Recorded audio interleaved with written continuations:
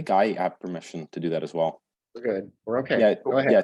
Typically, we just offer that, the SARC comprises 2 of the 7 planning commissioners, which are appointed by the city council, and they serve to review the project site and architectural design and provide recommendations to the planning commission. That's a typical 2-second spiel, if that helps. Great. And with that, I'll jump us over to item 1.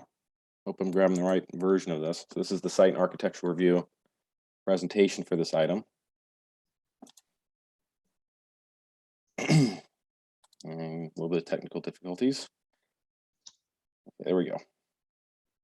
Okay, so this project site, it consists of a single parcel, which is located on the north side of Elam between Inwood Drive and Santa Mosaquina Road.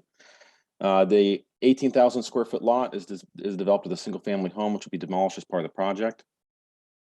In terms of some background, this particular site had been previously approved by the city council back in 2020, or I believe 2018 rather, and it expired subsequently in February 6th of 2020.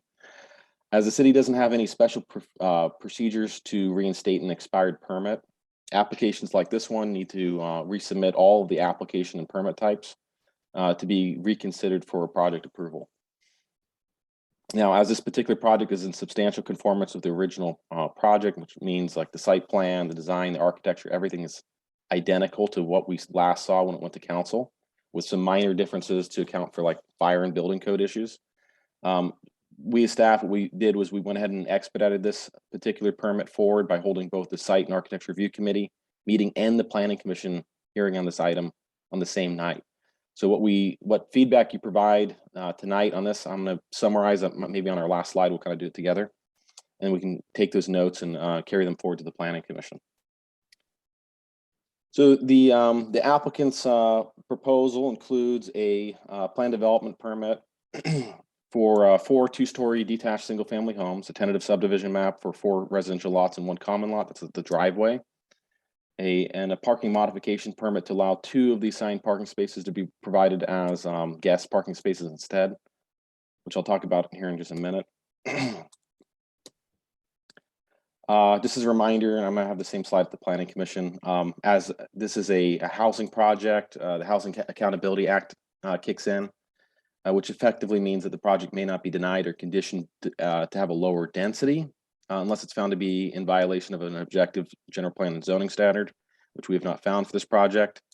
However, you may make changes to a project to further policies of, say, the general plan or the zoning code, provided it doesn't render the project infeasible, reduce its density, or reduce its density. I like to use the single example, like you can certainly condition, you can't deny a project because you don't like its paint color, but you could certainly condition such a change. It's kind of a good example. In terms of site and architectural design, I have a color slide version of this as well, but yeah, I mean, holistically, project uses hipped and gable roofs, very common in the Santa Mas area, which is where this home is found. Traditional building forms and materials, you've got a combination of lap and vertical horizontal siding. Nothing all too atypical. On the right here, this is pretty much a site layout. So the site's access from Elam Avenue from the south, and then entering up in the site, you have these 2-car garages built into each unit, and you have guest spaces in between each of these units, as well as a common guest space at the back. There's landscaping to the rear of every unit as well. Now, in terms of the parking modification permit, I've always liked to say that this particular version of it is more of a technicality. They're meeting their minimum parking standard, minimum parking requirement. So where the code requires 12 spaces and where they're providing 12 spaces, the reason why parking modification permit is required comes down to the assignment of those spaces. So where our code would actually require 2 additional spaces to be assigned to a particular unit. So if you think about it, like let's say unit 1 and unit 2 would be given an extra assigned space, it makes more sense, and for a lot of reasons, that they provide that as part of an uncovered guest space, which is commonly shared throughout the community, which is what they've done here. But to request that, they need to get a parking modification permit. Now, recognizing this particular project had previously been considered by the Site and Architecture Review Committee, Planning Commission, and ultimately approved by the City Council. back in 2018. No specific points have been raised by staff for discussion. That said, it is a new application, so the SARC may discuss details such as site layout, architecture, circulation, building form and orientation, colors and materials, landscaping, and potential impacts to neighbors if they feel as if it's warranted. And again, I have a placeholder slide here. And the intent behind this particular one is any comments which we pick up from the SARC tonight, I'll indicate your feedback on. So I'm being here, maybe here a little bit presumptive to say that, we reviewed it tonight at our meeting of February 8th, and that you were generally supportive of the following comments and or revisions to the plans. And so with that, I'm going to kick it back to Adam. Okay. Is the applicant here? Susan Chen, yeah, our applicant is Susan Chen. I don't believe that she's prepared any presentation or anything to necessarily speak to, but if you have any particular questions for her. Okay. Susan, did you want to speak at all on your item? No, I think Stephen do a good job. Okay. Yeah, we're just the second time apply, so should be not any changes with last time application. All right. Commissioner Sister, do you have any questions? One, just a clarification on the house number 1 will be facing the street. Is that correct?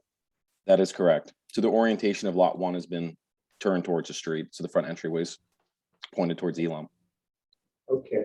And the only other thing I have, since this was previously approved, were there changes requested then of any significant nature that have since then were incorporated into the design before it expired?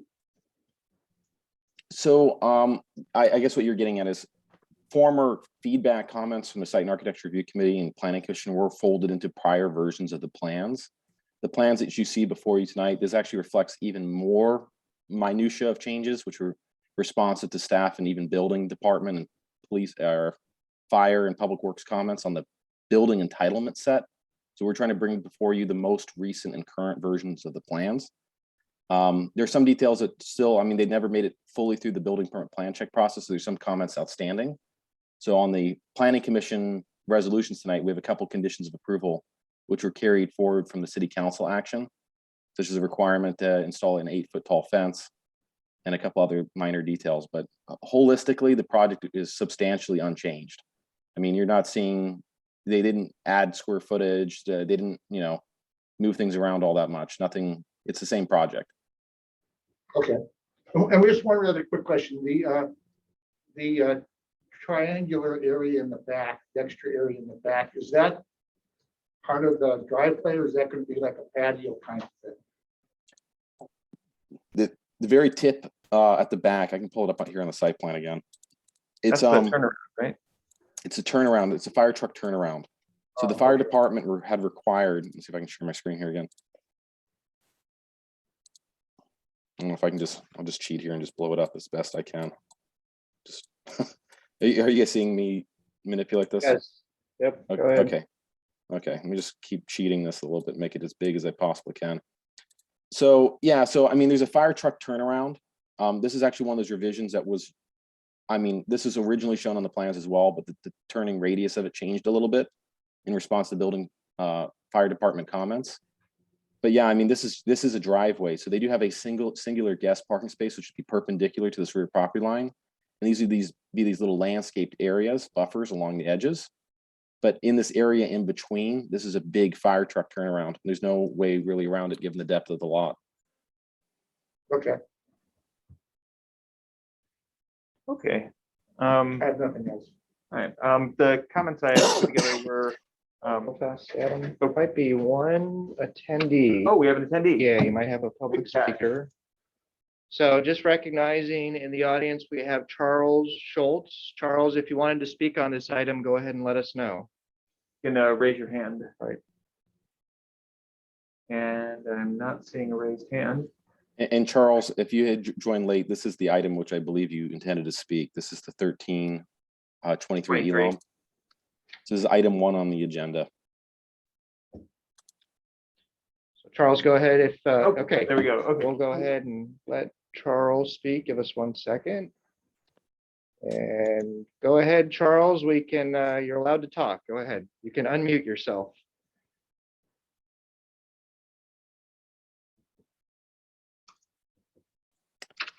And the mute button's generally in the bottom left-hand corner of your screen if you happen to see it. Oh, now can you hear me? Perfect. There we go. Yep, we can hear you. Go ahead. Go ahead, Charles. So I didn't have anything to say, actually. I'm just telling you that I don't have anything to say. Stephen has suggested I try and tune into this ahead of the planning commission meeting where I may say some things. Okay, no problem, Charles. Yeah. Thanks for being here. And if you attend the planning commission, it starts at 7:30. Right, thanks.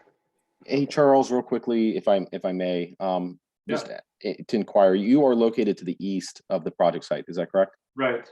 Okay, to Yeah, the the right house of it. Yeah. right next to it on the Okay, right. understood. All right, that helps. Thank you. Okay, the comments that I had were, I would, not just given the HAA requirements here, but given that this was previously approved and has gone through so much process already, there would have to be something really egregious for me to ask it to change. So I'm going in with kind of a bias against doing that. A single driveway for 4 units seems perfectly reasonable. Given that it's a long skinny parcel, that's about what you can do. Water efficient ground cover seems like the best option there. Beige 2-story heavily articulated buildings sound like what you'd see in Santa Masa. I have no issue with that. I take it these are not ADU friendly builds, just given the space constraints. That's something I'd have to confirm with their building official, but I don't believe that it has to be, any of the units have to be ADA when it's so few units. I think once you Oh, no, go not, above. sorry, not ADA. I'm saying that you could add an ADU to them. Or Oh, do an yes, ADU yeah. version. So actually, that's a good question. I mean, so what we did was, since this project was originally approved, we adopted a new ordinance, which had required ADU readiness. But because this project is under 5 units, it doesn't trigger the threshold. So none of these units are ADU ready, and nor are they required by code, even in the new code. So that's something actually we took a look at as part of this project, was whether or not any new codes would be triggered that we needed to look into. Okay. Yeah, that's what I have.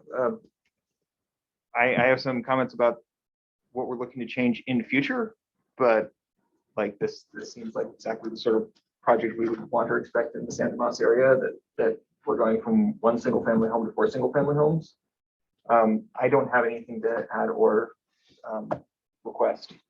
Yeah, I'll just, as a final comment, say that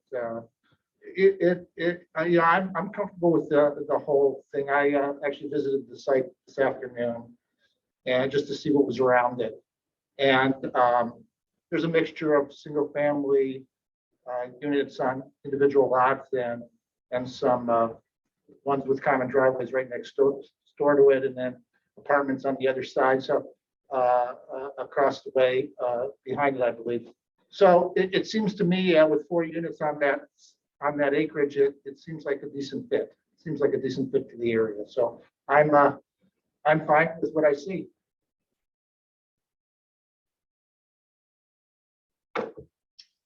Okay.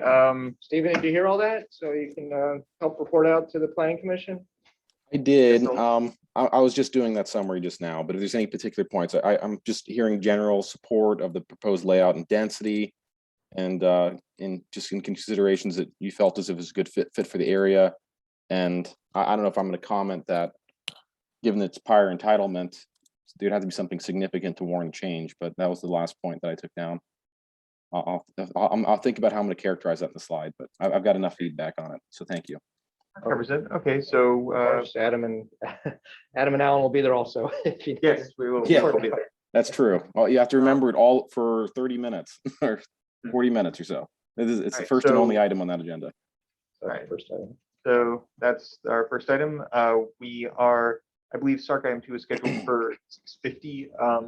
Is everybody here who wants to be here for that? Oh, wait, do we just? I didn't see that. Stephen, did we schedule no earlier than 6:50 for It the was just, second I item? think it was just an estimated time. Oh, estimated, okay. Yeah, If we not- provide that. Yeah, we provide estimates. There's no firm commitment that the item will only start at a certain time certain. Okay. Yeah, Okay, because so you're- sometimes items run long, sometimes they end early. We encourage Okay, everybody to show up at so- 6:30. Item 2 is PLN 2020-64, 1308 and 1366 Parsons Avenue. Stephen, would you like to present? Certainly would. Give me 1 second to load it. I was still customizing my last slide. Okay.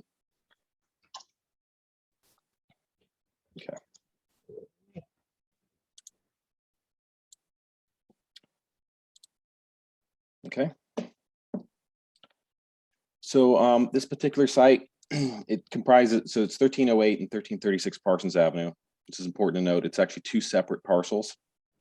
1308 Parsons Avenue comprises the commercial or office property to the north, which is located at the corner of Parsons and Kirtner, kind of across from the Jiffy Loop. And 1336 Parsons Avenue, which is located to the south, which is a residential lot.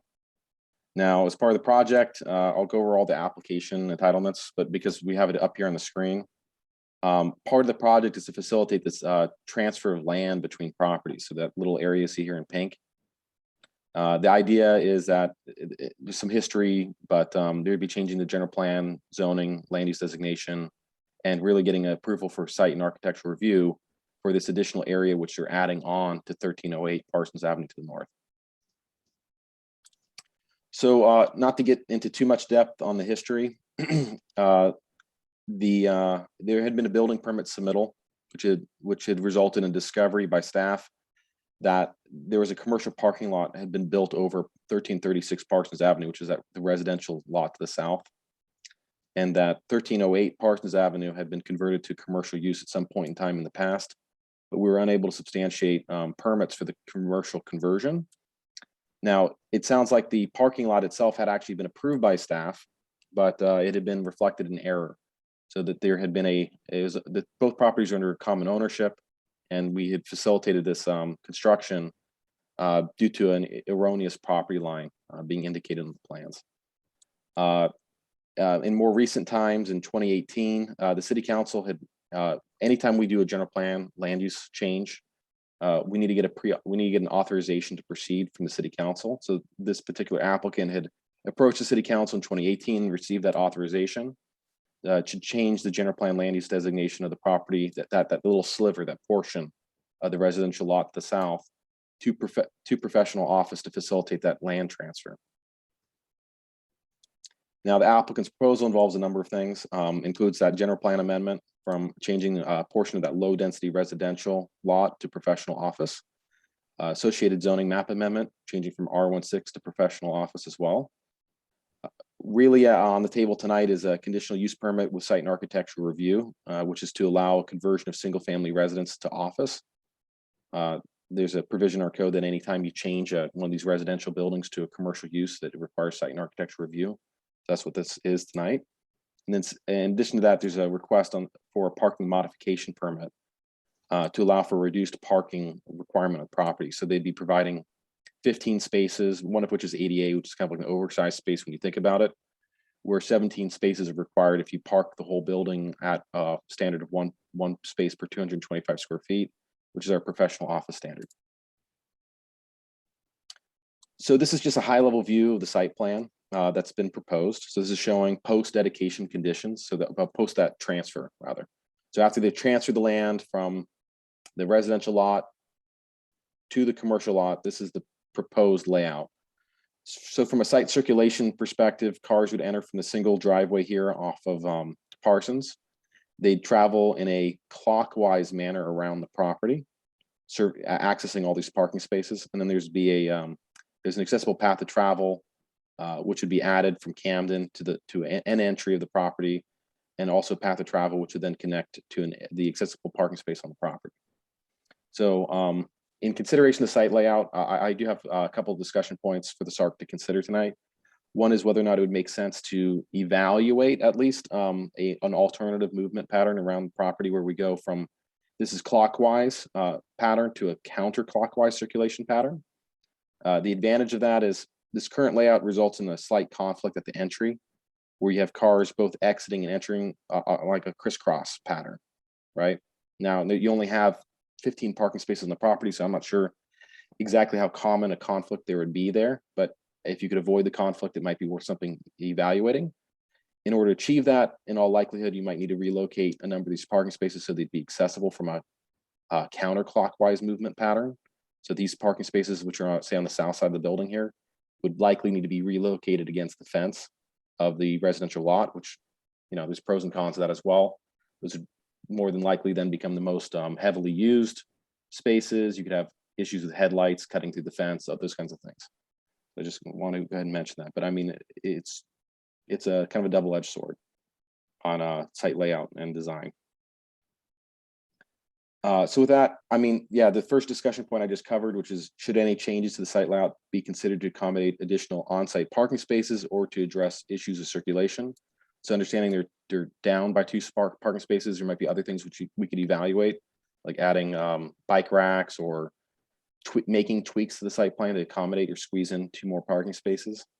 And as a separate discussion point, are there any areas on site where additional landscaping should be added, such as those areas between parking stalls or on the precast concrete wall and along the southerly property line? And I can go back to the site plan here to talk about what I was discussing here. So the site plan lends itself easily to these kind of like these gaps between, say, parking space 1 and 2. You have this kind of like little triangular dead zone.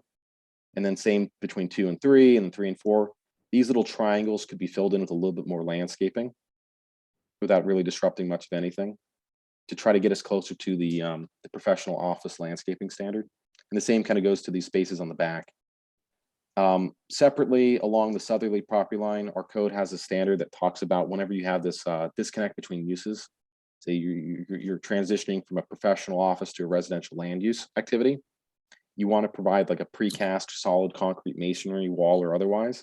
And then in addition to that, even landscaping, so as a way to kind of soften the transition between these uses. So one way of doing that would be you could actually add a little planter row here, depending on how you laid it out, and depending on if we can achieve the minimum backup distances, or you could just grow ivy or vines or something like that along this wall as well, just to kind of soften it.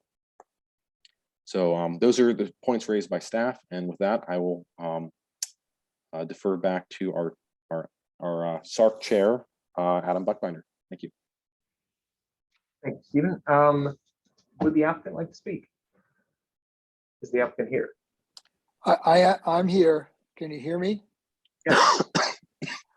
So just very briefly, my client's parents bought these 2 lots before they were annexed by the city when they were back in unincorporated Santa Clara County.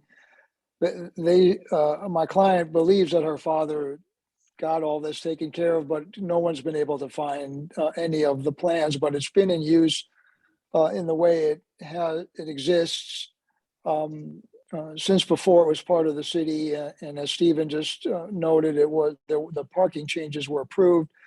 It wasn't until they sold the house and then the new buyer of the house went into the city to ask for an addition that this issue even came to my client's awareness. And so she retained me, and we've been at this, as you can see, for nearly 4 years, trying to get this resolved and legalized, and hope that we're on the way.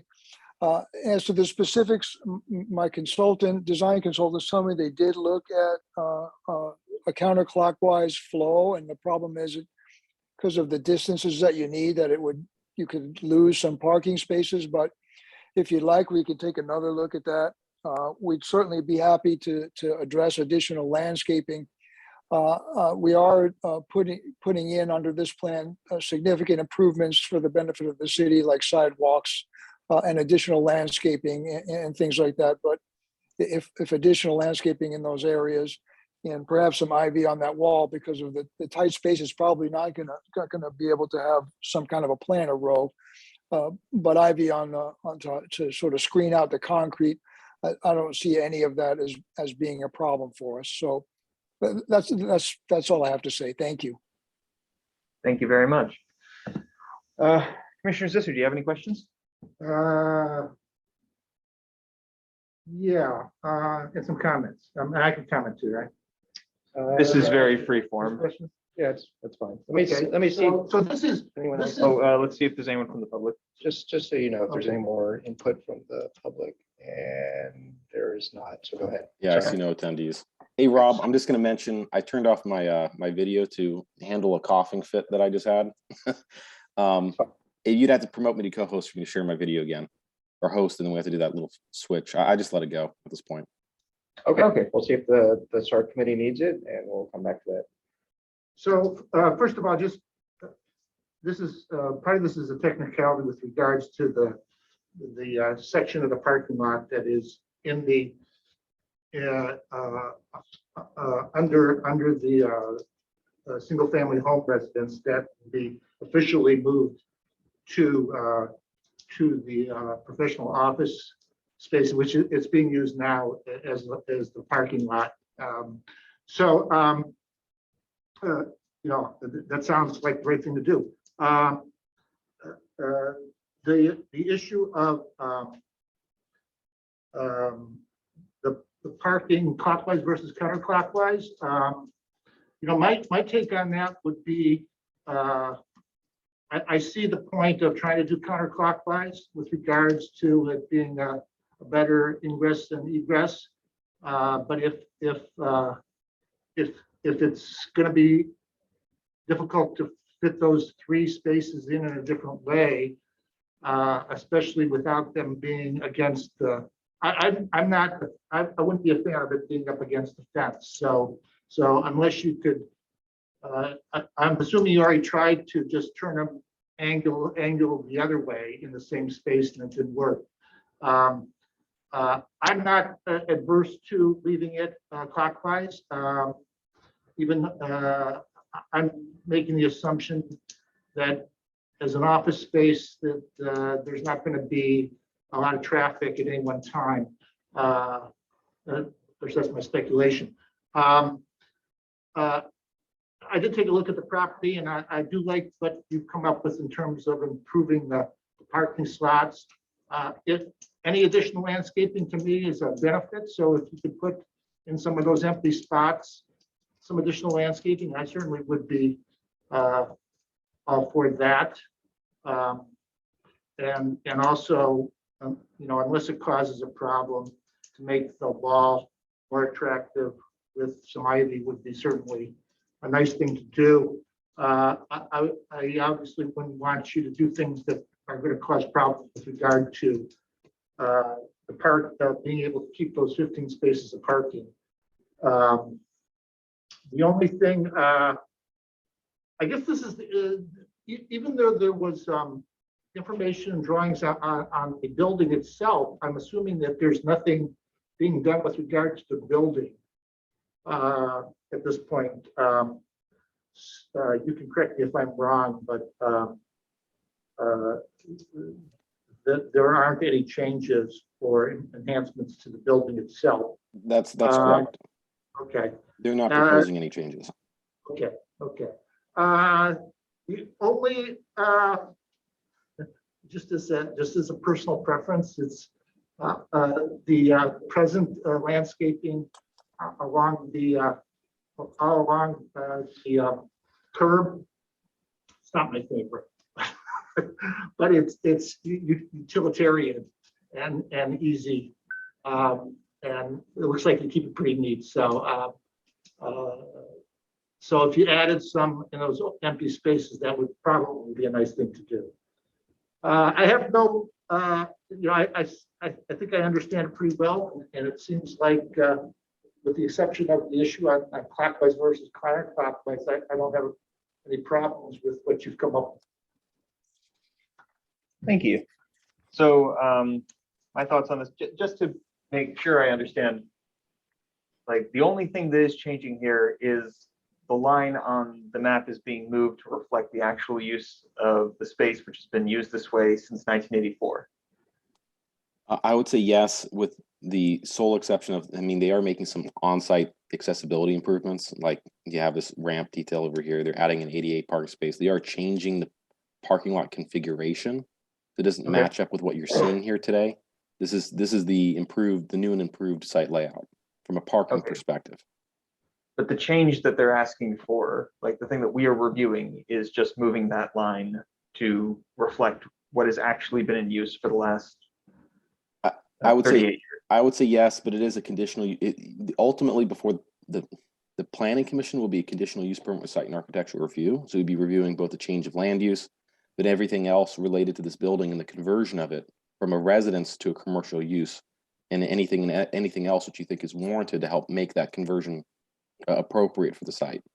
Okay, but what is 'Cause you're actually taking- changing from a residential to a commercial use is that little tiny strip of land over there. That's what they're proposing. Yes. Okay. All right. Thank you, Stephen. So I am like hesitant to get too invasive here, as like I think it's, how can I put this? My heart goes out to the applicant for having to spend 4 years getting the line moved. That seems like a lot.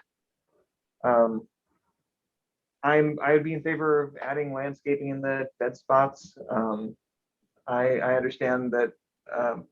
I certainly don't think that moving the line should require us to somehow get them to fit more parking in there. If this amount of parking has been fine for the last 38 years, I don't think we should change that. If I am going to suggest something, I would suggest a bike rack or some form of bike parking. This location has a bike score of 87. It might be, I don't know if people tend to bike to their tax appointments or their haircuts, but if they do, be a good place for it.